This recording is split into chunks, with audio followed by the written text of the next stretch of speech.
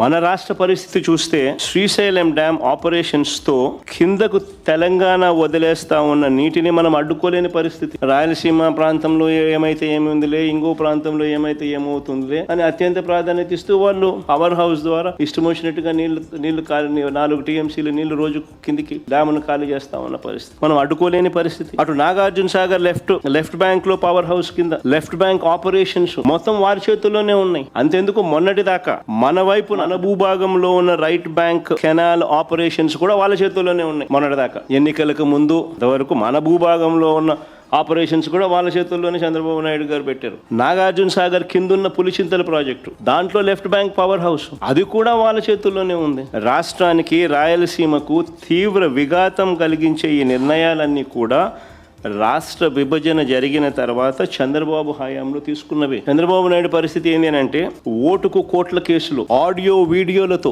అడ్డంగా దొరికిపోయిన చంద్రబాబు నాయుడు గారు నోరు మెదపని పరిస్థితి. కానీ అప్పట్లోనే మన రాష్ట్ర హక్కుల కోసం ప్రతిపక్ష నేతగా నేను అప్పట్లోనే కర్నూలులో జలదీక్ష కూడా చేశాను. చంద్రబాబు గారి మౌనం వల్ల శ్రీశైలం ఎగువ భాగంలో తెలంగాణ చేపట్టిన లిఫ్ట్ ప్రాజెక్టులు 2019 వైఎస్ఆర్సీపీ ప్రభుత్వం వచ్చే నాటికి చకచకా పనులు జరుగుతా ఉన్న పరిస్థితి.